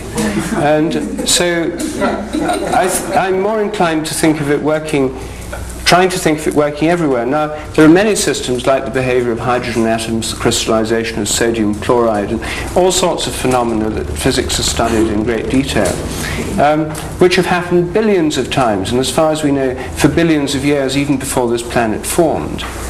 So there are certain kinds of phenomena in nature which have happened so many times before, they're so deeply habitual, that they behave as if they're governed by eternal laws. The habits are so deeply entrenched. And I think many of the phenomena that scientists have studied, particularly in the physical sciences, are of that kind. And therefore they do look as if they're governed by eternal laws. Where the difference shows up is when you look at any new phenomenon, because then you can see the habits building up. With old established habits, they might look as if they're not really habits at all, but following eternal laws. So I would say that I would prefer to think of the theory applying everywhere, and I would account for the apparent non-changing of many physical habits in terms of their extreme antiquity and the fact they're so deeply embedded in grooves of habit they don't change. Some things you simply won't be able to test. Well, you can test the theory in any area where you can do something new. New forms, new crystals, new molecules, new patterns of protein folding, new ideas, new ways of learning. There seem to be plenty of areas it can be tested in. Is there anything that would hard to refute your theories, or what do you consider its status of? Is it just a good idea with a few experiments? Or? It's a hypothesis, which what a hypothesis is a guess about the way things may be. And what I've done is contrasted this guess in a variety of areas, the realms of memory, crystallography, morphogenesis, instinct, behavior, transmission of learning, behavior and evolution of social groups. So I looked at the predictions of this way of looking at things compared with the standard way of looking at things. And in every area one finds that there's a whole range of shadowy phenomena where the evidence for the conventional position is very weak indeed. And one sees that that's actually a guess too, which is in most essential areas unproved even now. So one's got one guess versus a much more common and habitual guess. And there are other guesses on the market too. Is there anything that would falsify the morphogenetic field in your mind? Well, a failure of experiments to show morphic resonance would falsify it, except that falsifying scientific theories is never, people often go on as if they say Popper says the ideal is to falsify theories. I don't know a single example of science proceeding in that manner. Most scientists are trying to prove theories, and they may try and falsify theories of their rivals, which is the way it usually happens. But and it's a kind of dialectic then. Science becomes a dialectic between rivalrous rivals, and science is full of ego rivalries. Well, most people think that this is a terrible vice, but actually it's one of the motors of competitive science as we know it. If somebody puts forward a theory and someone has a rival theory, and then the way the contest is decided is by experiment. The rules of the scientific game experiments are usually designed to test between rival hypotheses rather than testing a single one in isolation. And I'm putting forward a variety of tests which test between the idea that nature has this habitual tendency as against the conventional idea, which is always that nature is governed by immutable, changeless, eternal laws. And some tests may be inconclusive. Some tests may, I think, favour the idea of morphic resonance. If all the tests that are done fail it, if it fails, if it looks as if things are governed by eternal changeless laws, that there's no evidence for any incremental change in time in any area, that everything goes on as if it were governed entirely by laws that were already there to start with, I'd find that rather surprising.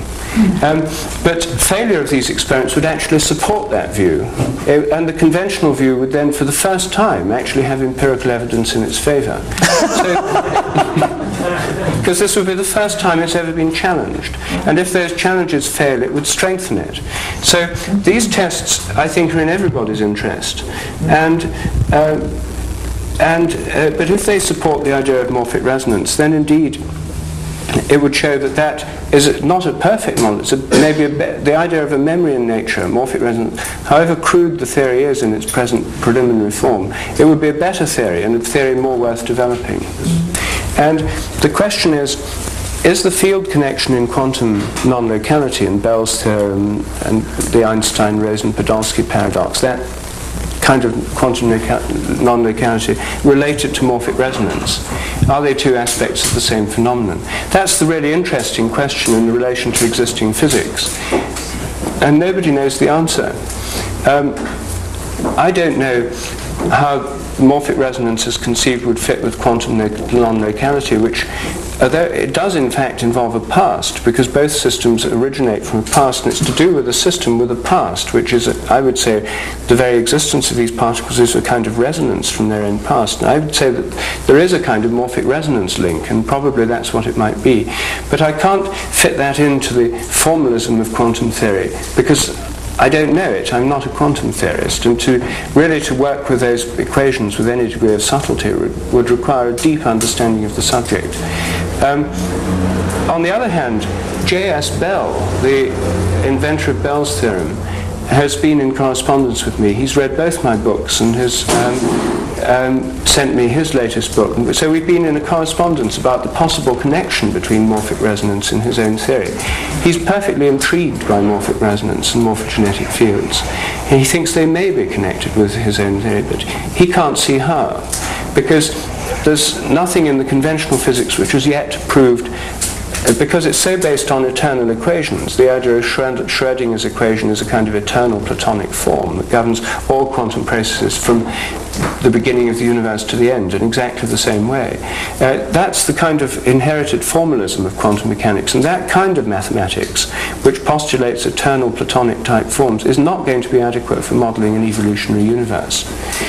And so it's not clear how the bridge can be made, or even whether that connection, but I think there must be some kind of connection. There can't be lots of totally unconnected types of non-locality in the universe. Rupert, why not replace the Platonic models with fractal models, and then say that time itself is the morphogenetic field, that it is some kind of fractal topological manifold and so the repetition or the connection to past states is really accomplished through resonance within the fractal, and then we have a model for resonance because it's familiar to us from other domains of nature. Well, I don't see quite how there's a sense in which the fractal is a new mathematical model that gives us the same idea, that the ancient idea of the microcosm mirroring the macrocosm, the idea of the different levels. Well, but not only different levels, but different points on the same level, in the same way that the past occupies a relationship to the future of formative anticipation, so in a fractal do early portions of it anticipate later forms. So it is like a prediction, a self-fulfilling prediction is what a fractal is.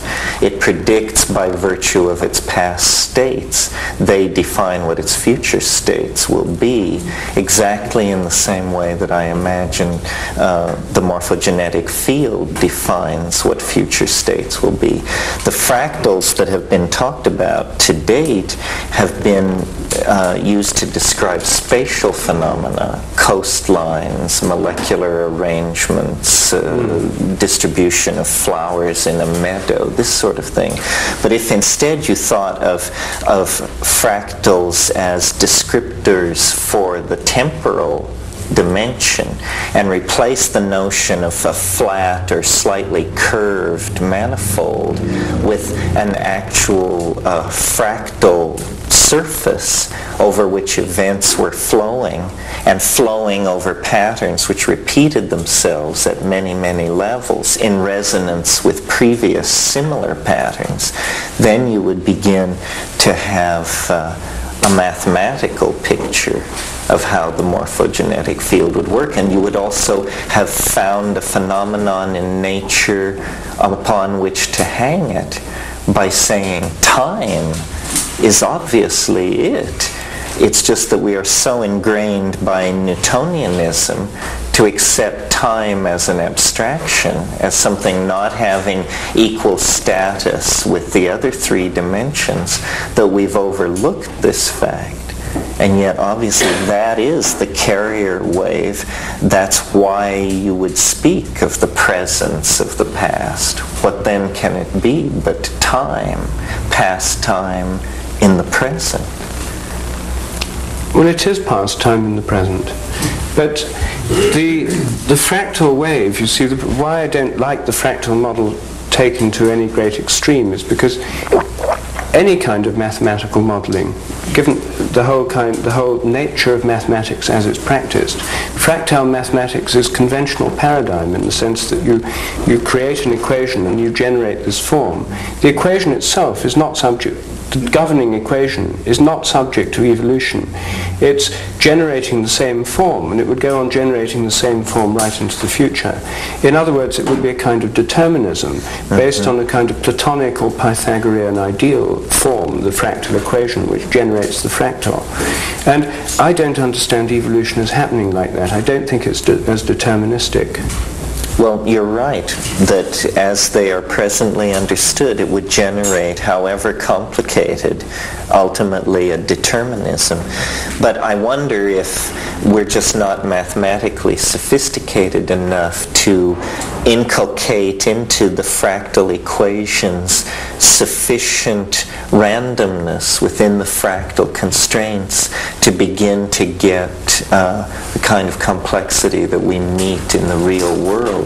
That would seem to be what is lacking, is a random factor that causes the fractal equation to skew toward production of ferns, and then suddenly to switch over to feathers, and then to river systems, and then to industrial economies or something like that. But if it can do all these things, it can model all these things, but as you say, in a deterministic way.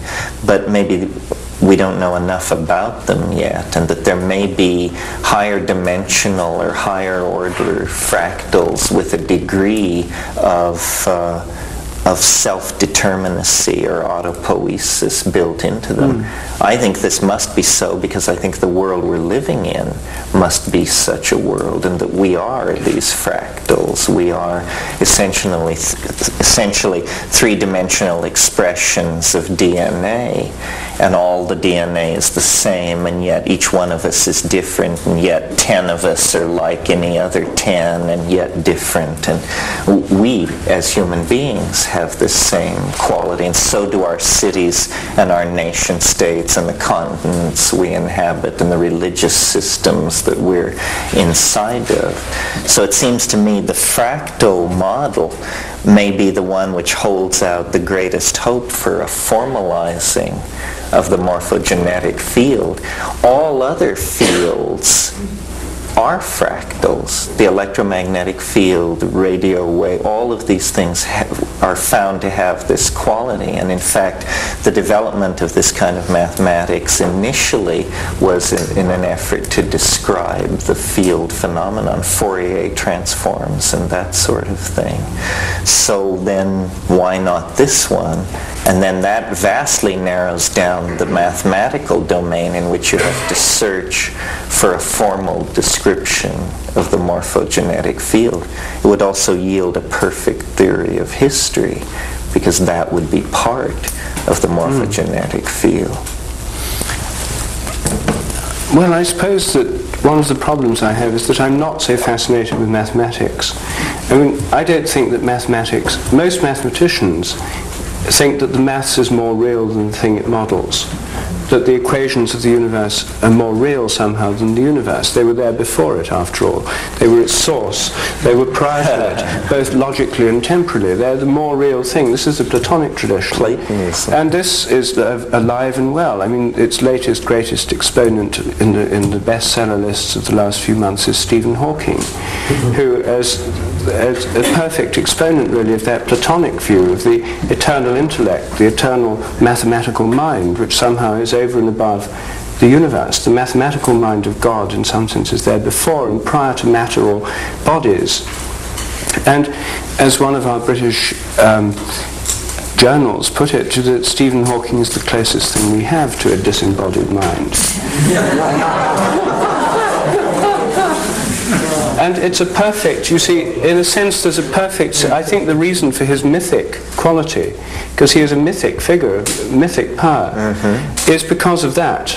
And the vision is totally consistent with it. And so I don't really, all mathematics tends to have that quality. And I would think of the fields not as something which to grasp we have to model mathematically, but as something which I think of them as much more like living things, and our models would be much more and more appropriately based on an intuitive sense, a living sense of things that we actually learn from experience as living things ourselves. So the models would be much more communicated by seeing how they correspond to our actual subjective experiences, the kind of things that we experience. So through ordinary language. Through ordinary language, through the realms of the imagination, through our understanding of memory, through the mind, through the power of hopes, fears, desires, fantasies, through the experience of our consciousness as the realm of the possible. And so these are much the best models. And mathematics is a tiny fraction of a formalized modeling of the possible, which is constrained by very particular rules and is entirely, so far in the whole history of the subject, under the aegis of the Platonic spirit. And I just think that to try and pin it all to that just seems a limitation that one doesn't need at this stage. I mean, it may be helpful, it may be interesting. My God, I see why they're alarmed now.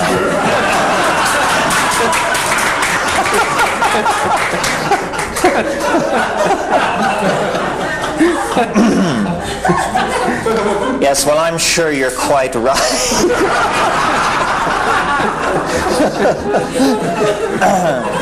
So what you're really calling for is the rebirth of poetry.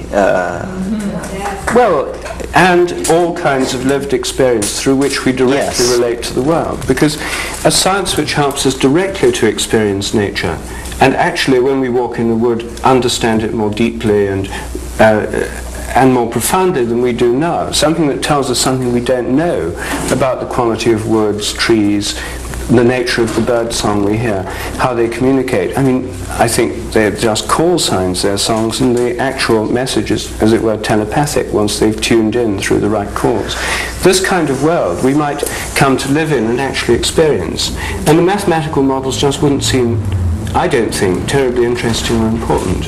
Well, so this is the connection to the psychedelic experience, the felt realm of immediate perception, that somehow with the psychedelics we're coming into the full spectrum of our experiential birthright. And you're saying that this theory, correctly assimilated, brings us also into a full appreciation of the felt spectrum of experience that is our birthright. It makes us realize that we're living in a magical world in which there are unseen connections, that the power of thought and imagination and dream actually has a reality. And our ancestors lived in such a world. And the whole medieval and animistic world and the worlds before that. And most people in the whole of the world have lived in such a world in which these things are possible. It's only since the 17th century that our civilization has stripped the world of its magic. And it's stripped the world of its magic by turning it into a machine. And if it becomes a living organism again, alive once again, as I think it's becoming, then it's a living thing, and we have to relate to it as living things. And the disembodied mind approach of totally abstract mathematics, seeing the universe as if from without, the whole point of the mechanistic picture is that you withdraw yourself from the world. You see the world as a spinning ball, as we've now finally, through the space mission, come to see the world. It's a total confirmation of the initial leap of the mechanism of Copernicus. It's a proof of the Copernican theory in the most dramatic form, because it was to step off the Earth, which everyone else had taken the Earth as the centre from which to model things, because it's the centre from which we experience them, and it's true to our experience. Saying that's not the centre at all, and Kepler in 1609 wrote this early work of science fiction, The Dream, when he imagined himself being in a transport, a visionary state, transported to the moon. On the moon, encountering strange creatures that lived underground and crawled out from under rocks, and looking back at the Earth and seeing the Earth spinning on its axis, just as astronauts and our cameras see it from the moon. And using this in his book, The Somnium, to persuade people by this thought experiment to see that the Earth could be moving even though they themselves experienced the rest of the heavens to be moving. And this is the thought experiment that takes our minds off the Earth and puts them out in space, and then through Newtonian space takes them outside the entire universe until they occupy the same vantage point as the imagined God of a mechanistic world machine, somehow external to the mechanism. And this is the world in which Laplace and his followers thought that their minds were actually dwelling through experiencing these eternal mathematical truths, learning them in physics textbooks. And there they were, the eternal truths of the universe, as known by God, if such a God existed. And so the human mind was totally abstracted from the whole universe, leaving the body and the feelings behind in some other kind of realm, the realm of everyday life, poetry, imagination, religion, etc. But the intellectual understanding of the whole universe, which was finally applied to the whole of this earth, to the whole of life, to the whole of the human body, and finally to the whole of the human brain, purporting to explain everything in terms of this abstracted intellectual vision rooted in eternity, as the mind of the scientist somehow outside the universe observing it. This has been collapsing. I mean, the observer in quantum theory, the unworkability of that view, and now the collapse of any justification for eternal laws. And so I think that we don't really have to stay in that. We have to change our whole way of experiencing it, yes. And it is an archaic return. It is a brief intellectual detour since the 17th century, as you point out. Terence is interested in the time flows, and I'm interested in the habits. But I think they're complementary, because you're never going to understand the quality of time flow if you haven't already understood the power and nature of habit. Because there's no doubt whatever that a great deal of the time flow that's happening, in spite of all the fluctuations, involves the persistence of a vast number of habits, which is why we're all here tonight. If these habits, the major ones by which we live from day to day, our bodies work, our language works, our social conventions work, and so on, if these habits were severely disrupted, it would be virtually impossible even to sit here and talk about it. We're here because there's a vast stability of habit. And so I think that one has to understand the habits as well as they're two sides of the same coin in a sense. The time flow and its quality are what affects, or it's the other side of the coin of habit, and understanding them goes together, I think. But I would see the primary task, as I see it, for me at any rate, is to try and establish the nature of these habits. Once we understand the nature of habits better, I think it would be easier to set up, if one wanted to study the nature of time flow, around, one would, I suppose, look for correlated events around the world, seeing whether certain patterns of events tended to happen around the world. What Jung would call synchronicities, which he thought of as manifesting some kind of underlying pattern in the flow of time. And so the study of synchronicities already exists, of course. Jung initiated it, or even before him, Camera and others. So that's one way of looking at time flow, because synchronicities suggest there's something behind the scenes of what appear to be new events in different places. So no, these are complementary approaches. It's not one or the other. And I think both the study of synchronicities and the quality of time might help to explain a lot of anomalies in scientific experiments. Very few scientific experiments are repeatable, in fact. And they're repeatable only approximately. Now, I've spent years teaching practical classes in Cambridge and other universities, Harvard. Teaching practical classes to undergraduates in biochemistry is an enlightening experience, because they're only given experiments to do which are textbook experiments everybody already knows work. I mean, you wouldn't give students something that's not going to work. So you give them the most certain, established, and repetitive and repeatable of all the systems you can think of. You don't want them right up at the research frontiers where results fluctuate wildly and no one knows really what's going on until it's sort of stabilized, been published, and become a kind of habit of thought and expectation. You give them things that are already believed by everyone to work. And the results you get are astounding. They're all over the place. I mean, even competent undergraduates, the results are extremely variable. For any biological experiment I've ever had in hundreds of ones I've conducted in lab classes, they're given the same apparatus, the same pipettes, the same solutions, the same, lab technicians put these things out by the dozen in first year and second year undergraduate practical laboratories. And the results are all over the place. Well, even in third year undergraduate things, in graduate studies, the results keep coming out all over the place. And you explain away the ones that don't work. Either they didn't know the technique, they put the wrong solution in, they must have done it this, you must have done that, you must have done the other. And you can find 100 ways to explain why this actually happens. The only actual examples we have where people try to repeat experiments on a mass scale turn out to be highly unrepeatable. And most scientists don't spend their time repeating standard experiments and measuring whether they fluctuate or not. They're always getting on to the next thing. And so this ideal has never been tested. And I think if it is tested, we'd find perhaps synchronized fluctuations in the way experiments work in labs around the world. People have lab notebooks kept separately. The date, the way of presenting the experiments, you never mention the date you did it. It's assumed that time flows uniformly. We say figure 1 shows the effect of magnesium ions on the activity of phosphofructokinase, and you have sort of enzyme activity, magnesium ion concentration. There's this graph. It's treated as if it's an eternal truth, and yet any biochemical experiment you do, they're always different. I've done hundreds in my time. You publish one of them that gives sort of plausibly fits the data, and you say representative results are shown in figure 1. And no two experiments give exactly the same results in any real interesting scientific system, such as those looked at by biochemists and so on. And so I think actually there's vast amounts of data. If scientists dated their results, for example, this would be an elementary move towards recognizing the quality of time. And if one found that sort of all particular kinds of results were dated there, and if scientists all around the world found that, say, on the 12th of September experiments weren't working very well, but they all tended to work on the 15th, this would be very interesting information. And everyone agrees that sunspots, for example, the 11-year cycle affects climatic patterns and growth rings in trees. You can measure it way back.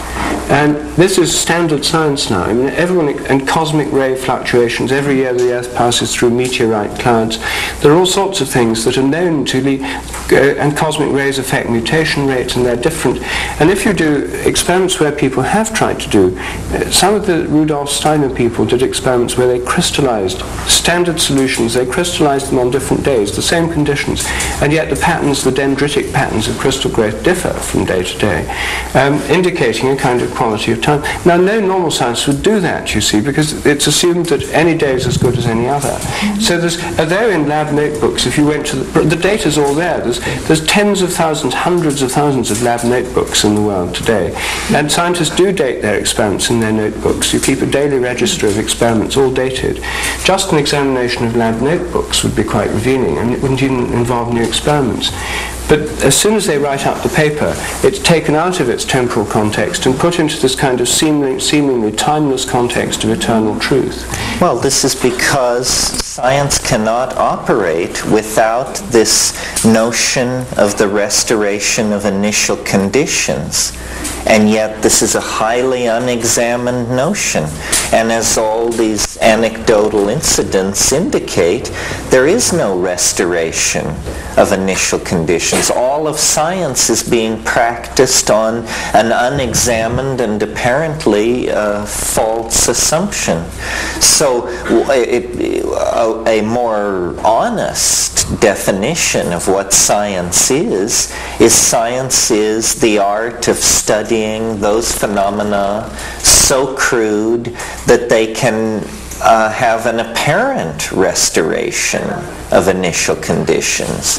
But that leaves out all investment schemes, love affairs, dynastic families, military campaigns, and what have you. None of those can have their initial conditions restored, and those are the things that are really important to us. So it then is correctly seen to be a very limited way of doing intellectual business, having a very narrow spectrum of applications. One way I think of thinking about the difference between ordinary science and what Rupert is trying to do is to think of science as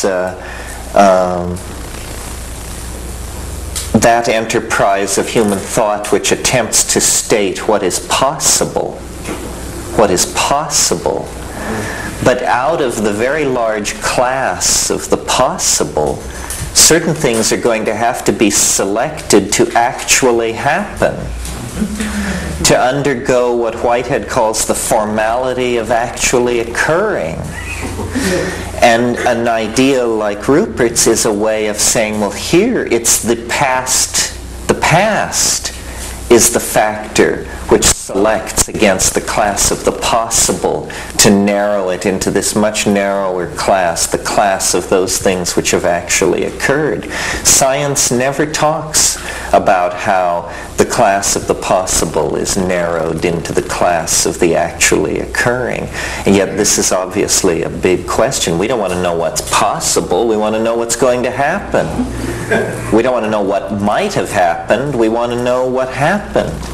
And so new ways of thinking about causality, new ways of thinking about time, new ways of thinking about the way the influence of form is mitigated into the world of three-dimensional space. Does it come from the past?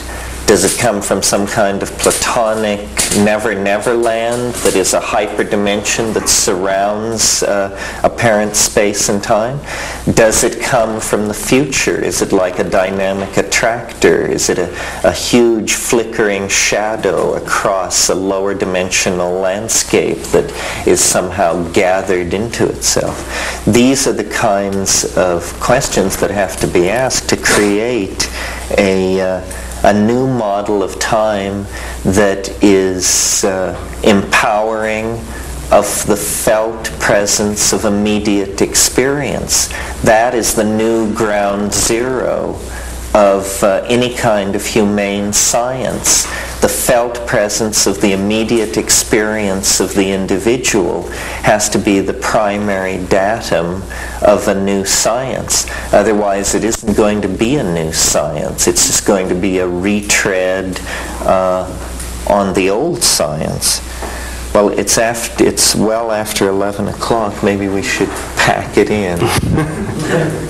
Thank you very much.